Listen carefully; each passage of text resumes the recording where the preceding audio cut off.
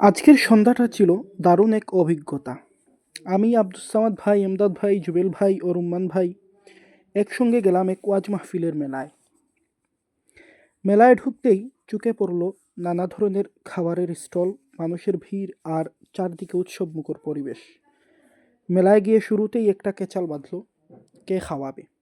কারণ আমাদের সবার মধ্যেই একটা বিষয় ছিল, একজনের চেয়ে আরেকজন বড় চেসরা। সবাই না হলেও মোটামুটি বেশ কয়েকজন তো চেসরা ছিলাম। তবে কেচাল বেশিক্ষণ স্থায়ী হয়নি, কারণ খাওয়ার লোভের কাছে তর্ক হার মানল। প্রথমেই খাওয়া হলো পেঁয়াজু আর আলুর চপ, গরম গরম মচমচে। এরপর এলো চটপটি, বাপা পিঠা, বেলপুরি, বেগুনি, আচার। সবাই মিলে দারুণ উপভোগ করলাম। খাবারের এই মহোৎসবের শেষে এক কাপ ধোয়া ওঠা চা যেন সম্পূর্ণতা এনে দিল সন্ধ্যাটাকে। বিল দেওয়ার ক্ষেত্রে ধারাবাহিকতা বজায় রাখা হয়েছে, সবাই কিছু না কিছু দিয়েছেন। তবে বেশি দিয়েছেন আব্দুস সামাদ ভাই। তার সৌজন্যে ফেরার পথে চিপস আর জুস খাওয়ার সৌভাগ্য হলো। সব মিলিয়ে বন্ধুত্ব, খুনসুটি আর মজার এক সন্ধ্যা কাটলো। এমন আড্ডা ও সময় যেন বারবার ফিরে আসে।